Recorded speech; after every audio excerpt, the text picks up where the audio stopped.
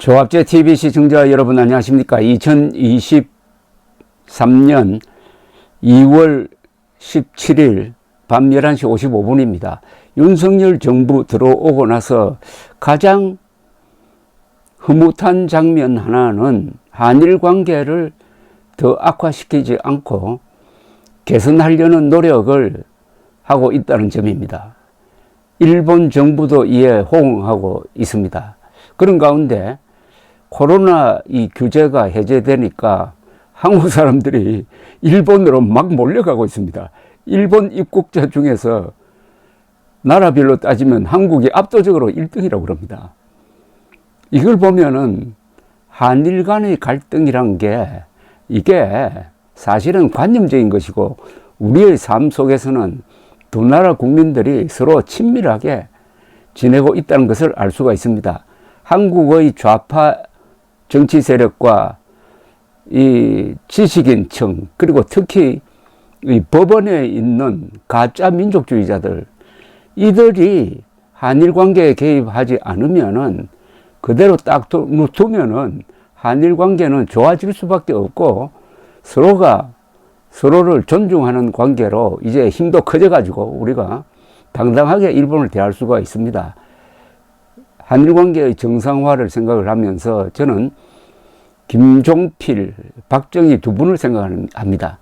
이렇게 한일 관계가 좋아진 것은 이 두 분의 노력입니다. 두 분이 또 얼마나 욕을 많이 먹으면서 한일 국교 정상화를 성사시켰겠습니까? 특히 김종필, 당시 공화당의 실력자, 그리고 중앙정보부장, 이분의 활약이 있었습니다. 한일 국교 정상화는 1965년 6월 22일 도쿄에서 한일 수교 협정이 조인된 날이 그 기점이 됩니다. 이날 김종필 당시 공화당 의장입니다. 당시 공화당 의장은 아마 만감이 교차했을 것입니다. 그때의 기분을 2015년에 중앙일보와 인터뷰를 하면서 이렇게 수레를 했습니다. 한일 회담에 임하는 나의 마음은 1961년 혁명 때 목숨을 걸었던 것과 다르지 않았다. 내게는 제2의 혁명이었다. 누군가는 해야 하지만 아무도 하지 않으려는 일. 그 일을 수행하는 게 혁명의 기획자이자 중앙정보부장이었던 내가 할 일이었다. 10년간 교착 상태에 빠진 데다가 어떤 결과가 나오든 욕을 먹을 수밖에 없는 게 한일 국교 정상화 교섭이었다. 박정희 대통령이 혁명과업을 이루는 데 꼭 필요한 일이었다. 조국 근대화의 작은 미천을 만들어야 했다. 그때 중공은 잠자는 거인에서 포효하는 사자로 깨어나고 있었다. 중공의 국제 무대 등장으로 인한 우리의 외교적 고립 가능성을 선제적으로 예방해야 했다. 내가 한일 회담에 뛰어들게 된 배경에는 이런 국제 정세적 변화도 감지했기 때문이다. 그 후 4년을 회상해 보니 이케다 총리와 비밀회담, 오이라 외상과 대일 청구권 협상, 최종 타결을 위한 막후 조정, 대통령 하야를 요구하는 반대 시위, 대학 캠퍼스, 순회 토론, 6.3 비상계엄 선포, 구름처럼 떠돌던 2차 외유 장면이 주마등처럼 스쳐갔다. 1965년 6월 23일 오후 8시 도쿄에서 한일 수교 협정이 조인된 다음 날이다. 박정희 대통령이 라디오와 TV로 한일 국교 정상화에 저음한 특별 담화를 발표했다. 나는 소공동 지금의 조선호텔 주차장 자리에 있던 공화당 당사에서 박 대통령의 연설을 들었다. 만감이 교차했다. 박 대통령이 카랑카랑한 목소리로 낭독한 담화는 우여곡절 끝에 역사의 한 페이지를 결론내는 정좌였다. 자, 지금부터 박정희 대통령이 이때 한 역사적 연설을 그 육성을 여러분들에게 들려드리겠습니다. 이 연설을 할 때 박정희 대통령은 48이었습니다. 집권한 지 5년째 되는 해였습니다. 역강한 박정희 대통령의 카랑카랑한 목소리를 들어보시기 바랍니다. 지금부터 녹음 테이프를 틀겠습니다. 친애하는 국민 여러분, 어제 일본 동경에서 한일 양국의 정권 대표 사이에는 양국 국교 정상화에 관한 제반 협정이 정식으로 조인되었습니다.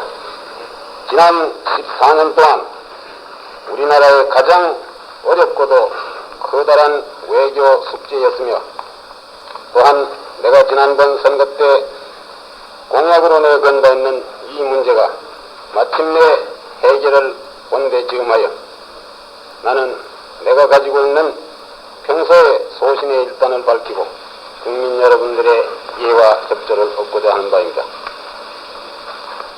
한 민족, 한 나라가 그 운명을 개척하고 전진해 나가려면 무엇보다도 국제 정세와 세계 조류에 적응하는 현명한 결단이 있어야 하는 것입니다.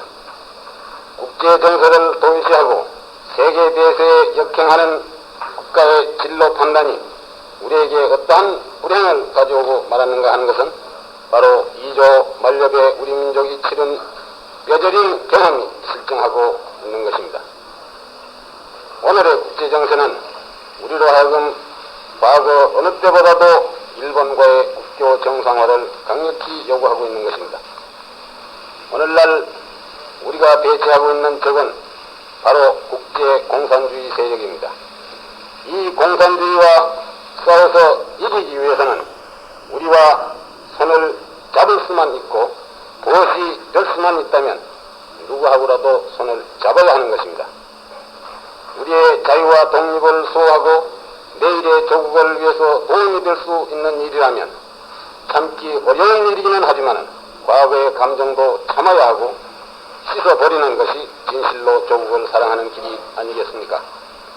이것이 나의 압고부동한 신념이 옳시다.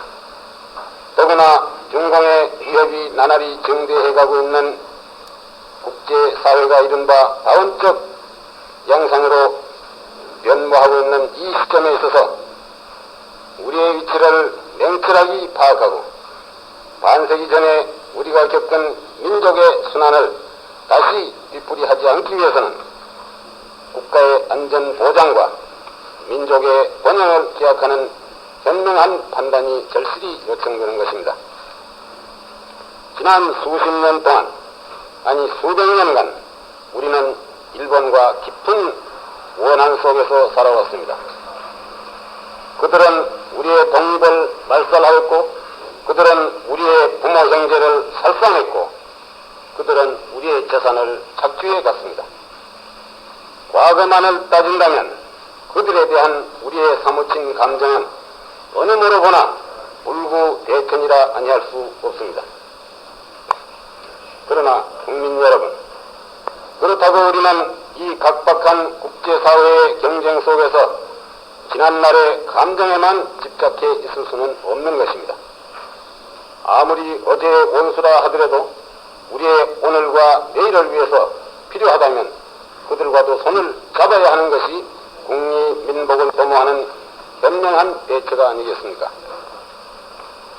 한일 간의 국교를 정상화함에 있어서 나와 우리 정부가 크게 배려한 것은 무엇보다도 우리의 원통스러운 과거를 청산하고 후회 평등과 협동 전진의 앞날을 다짐하는 기본관계의 설정이었고, 다음으로는 대일 평화조약에 규정된 청구권 문제, 한국 연안의 어족 자원 보호와 100만 어민의 장래를 보장하는 어협정 문제, 그리고 일본 땅에 버려진 채 정당한 대우를 받지 못하고 있는 60만 우리 제1교포의 채호 문제, 그리고 또한 우리의 귀중한 문화재를 돌려받는 문제였습니다.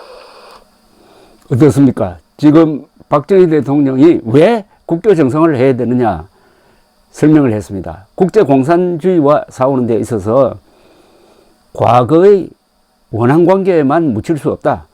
도움이 된다면은 불구대천의 원수와도 손을 잡아야 한다. 그래야 안전을 도모할 수 있고 번영으로 나아가는 길을 열 수 있다. 우리가 개화기 때, 개항기 때 외교적 실수를 해가지고 나라가 망한 그 쓰라린 과거를 되풀이해서는 안 된다 하는 이런 이야기죠. 이어지는 박정희 대통령의 담화문 다시 들어보겠습니다. 물론 이러한 문제가 우리만의 기만과 주장대로 다 해결되는 것은 아닙니다.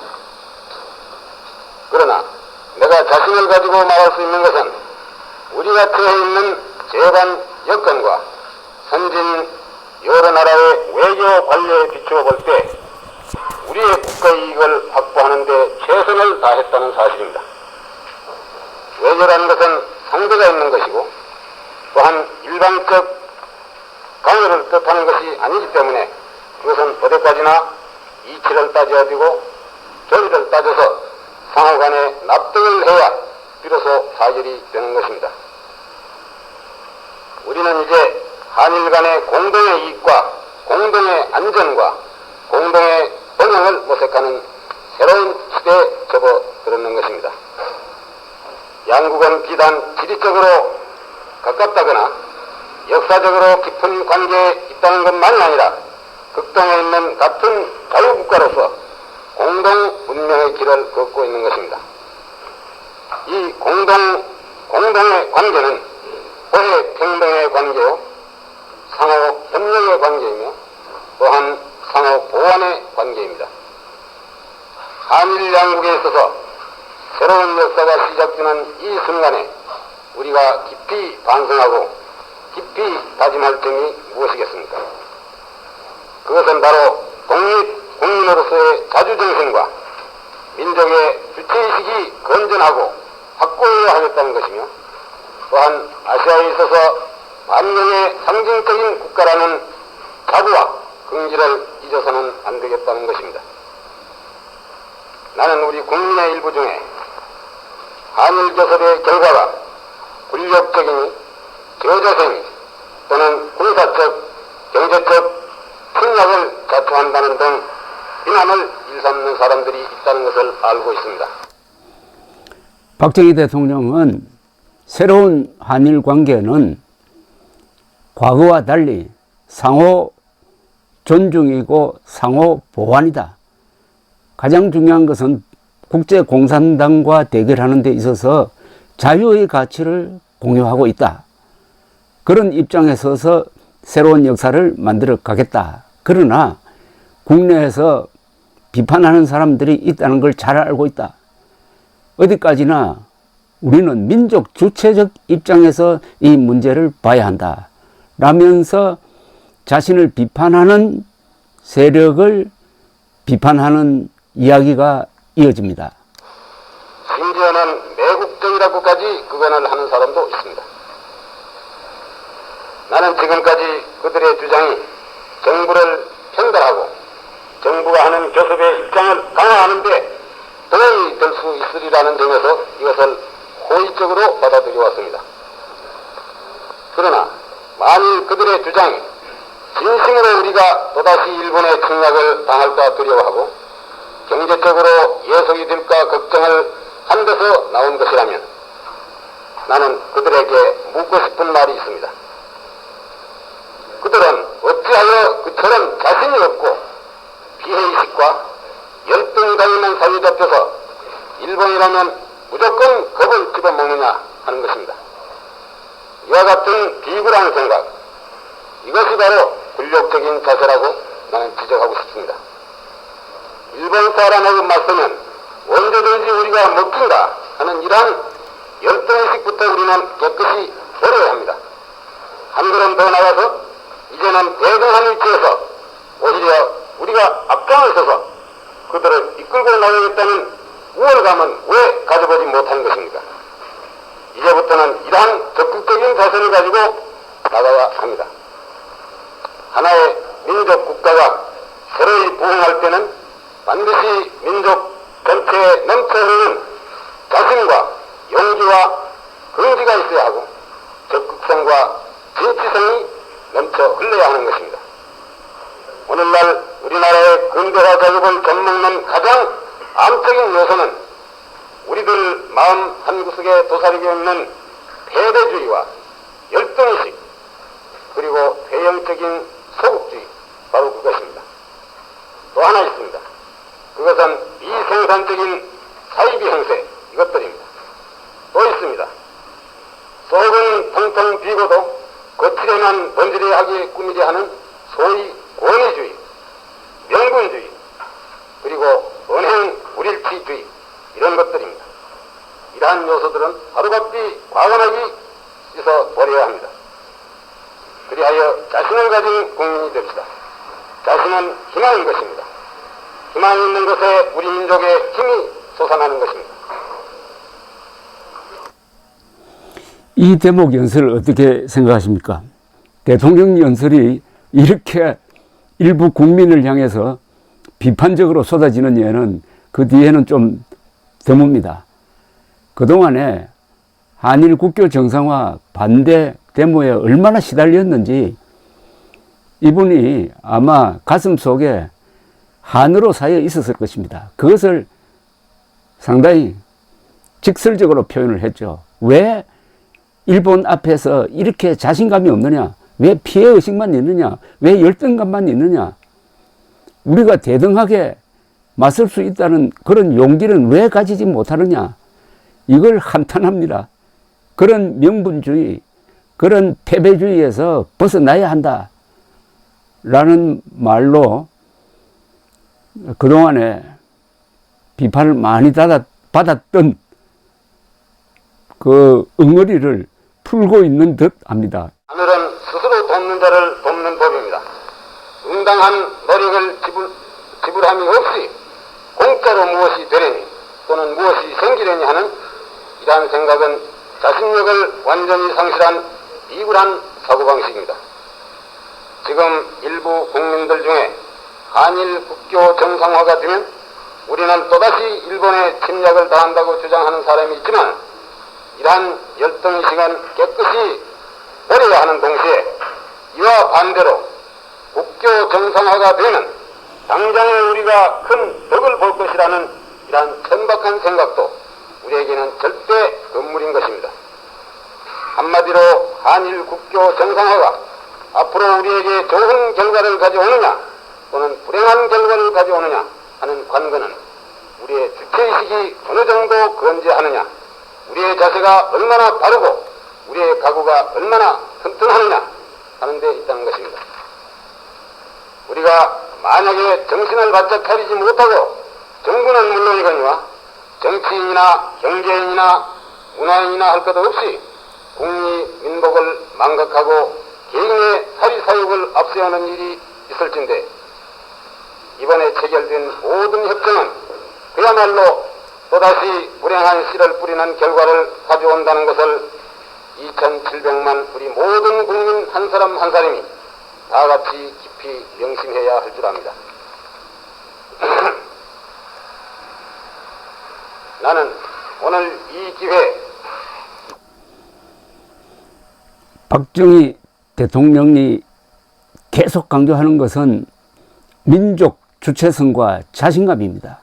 일본을 대하는 데 있어서 과거의 열등감을 버리고 주체의식과 자신감을 가지면은 이 국교 정상화는 도움이 될 것이고 그러지 못하면 또 다른 불행의 씨앗이 된다는 경고를 하고 있는데 이 주체성이라는 말을 강조하는 걸 보면은 가짜 주체사상파가 생각납니다. 주사파. 또 민족 주체성이란 말은 박정희 대통령이 아주 즐겨 썼던 말입니다. 그러니까 남북한의 두 지도자가 그때 같은 고민을 한 거죠. 주체성, 자주. 그러나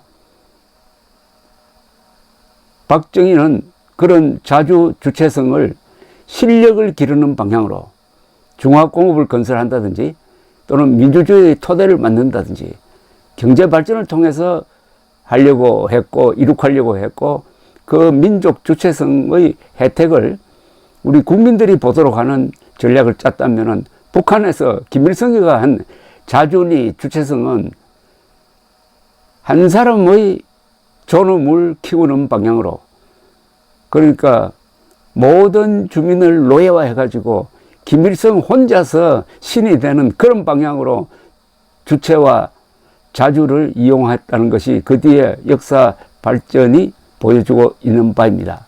이어서 박정희 대통령은 일본인들에게 경고와 충고를 합니다. 이게 상당히 감동적입니다. 일본 국민들에게도 꼭 한마디 밝혀둘 말이 있습니다. 일본 국민 여러분, 우리와 당신들 사이에 이루어졌던 불행한 과거를 청산하고 새로운 선륜으로서 다시 손을 마주잡게 된 것은 우리 한국 국민을 위해서 대단히 다행한 일이라 생각합니다.